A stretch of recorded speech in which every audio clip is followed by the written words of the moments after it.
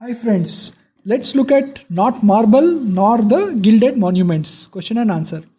Poem part 1. Not marble nor gilded monuments. Gilded monuments means the monuments covered thinly with gold of princes shall outlive this powerful rhyme. Okay, so what the poet is saying is this rhyme or this poem will outlive the gilded monuments, but you shall shine more bright in these contents. These contents means this poem. Okay, he says the person who is mentioned here will shine bright in these contents than unswept stone. Unswept stone means the stone monument which is not been cleaned, besmeared, made dirty with sluttish time. Okay, sluttish time means time is not a friend of anyone. Okay, so that's why it's called sluttish time here. So what marble or gilded monuments mean? It means the monuments that took a lot of money to get built. You shall shine is dash. You shall shine is a simile. It is comparison. For example, shining like a star, brave as a lion. It's all called simile. That's the figure of speech. Sluttish time means metaphor. Okay. Comparing to unlike things. Okay. Simile is comparing to like things, like star, brave as lion, etc. When you compare to unlike things, for example, couch potato. Couch potato means you're comparing person to a potato. Heart of gold, right? Words like knife, all this is metaphor. Okay, so you shall shine is a simile, whereas sluttish time is a metaphor. Why simile and metaphor is used? Poet says the power of poetry will outlive the monuments. That's why he is using simile and metaphor. What is the tone in these lines? The tone is of pride and honesty. Why poet calls time sluttish? Because time is not loyal to anyone. It's not anybody's friend. Okay, it keeps on moving, and in time everything deteriorates. Okay, so you is a brave person that the poet is referring to in the poem. Okay, now poem part 2. When wasteful war shall statues overturn, which means the war will destroy the statues, and broils also means war, root out the work of masonry. Work of masonry means stonework, which is monuments. So war will destroy the statues, it will destroy the monuments.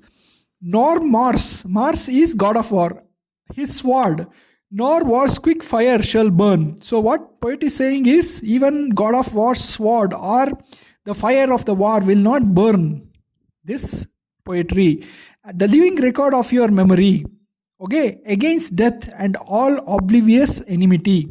Okay, oblivious enmity means enmity that seeks to destroy. So nothing, no enemy, no sword, no fire can destroy your description in the poem, is what poet says. What is the result of war? Sculptures, statues might get destroyed. For whom Shakespeare wrote this sonnet? He wrote this in tribute of his friend. What is the reason for using Mars? Planet Mars is considered god of war. Is Shakespeare criticizing war? According to him, war is wasteful expenditure. Okay. Then part 3 of the poem. Shall you pace forth? You'll go ahead. Your praise shall still find room in the eyes of all posterity. Posterity means future generations that will wear this world out to the ending doom. So the future generations who will survive till the end of the earth will remember you. So till the judgment is the day of judgment. When we die, the God passes the judgment on our actions. That is the judgment, that yourself arise. You will live in this poem and dwell in your lover's eyes. So basically the poet is saying, till the poet is alive, till the end of the earth, the person in the poem will be remembered. What is important message of poet? Important message of the poet is, friend will always live in the poetry. What does the poet say about future generation? Poet says future generations will live to see everything till doomsday and will remember the person in the poem. Identify comparison Shakespeare makes.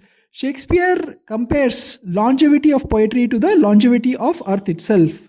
What does dwells in lover's eye means? It means the person will live in the eyes of the people who like him, okay, even after the person's death. What is judgment being talked about? It refers to the day of the judgment, when a dead person's judgment will be done by the god after the death based on his or her actions, which is nothing but karma. Here, the question can be asked in two ways. Why do princess gets monument made, or why do people get monuments built? Okay, princess wants to be remembered, so that they get monuments made. Okay, why rhyme is powerful? Rhyme is powerful because it survives the ravages of time. Why monuments won't outlive rhyme? Rhyme is eternal, not affected by wars and time. Monuments are destroyed with time. So rhyme outlives the monuments. What will happen to marble and gilded monuments? Marble and gilded monuments will be destroyed by wars and in ravages of time. According to poet, monuments of marble can be destroyed. Explain. Nothing in this world is eternal. Everything physical will be destroyed by war and ravages of time. Only poetry can leave the can live because it is read by people. Not marble nor gilded monuments is sonnet. Explain.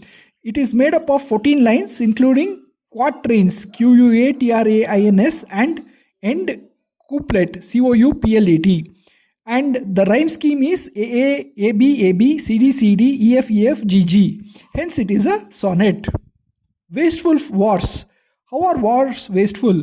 War destroys monuments, turns them into ruins. Wars kill people, children become orphans. Home, economy, resources are destroyed. People suffer a lot. So, wars are wasteful. According to Shakespeare, what will remain even after doomsday?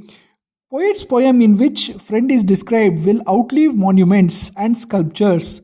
Gold-plated monuments, memorials will decay, okay, and deteriorate in time. But poems will live till doomsday if it is read by people.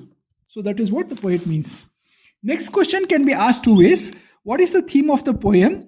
Not marble nor gilded monuments. Or what is the theme of the sonnet? So it can be asked two ways.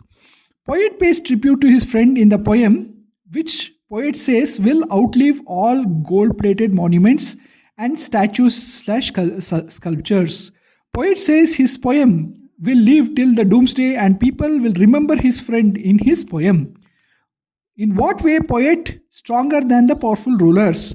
Monuments and buildings and sculptures created by kings will decay and get destroyed in time.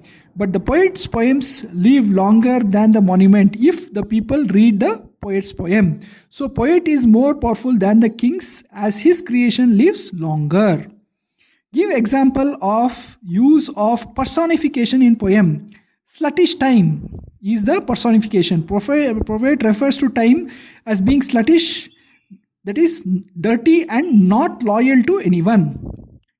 Living record of your memory means what? Memory is the thought of as living person who lives till the people read the poem. So these are the examples of personification. Sluttish time and living record. Okay. Poem says time waits for no one. It can create or destroy whatever it wants. Explain. Time is most powerful. All man-made stuff, monuments, statues, etc. get decayed and destroyed with time. Time is not loyal to anyone or is not anybody's friend. Time is eternal and most powerful. What quality of work of poet is reflected in the poem? Poem written by poet will last till the people read the poet's poems. It will survive wars. Poet's friend referred in the poem will be remembered as long as the people read the poem. Thanks, friends.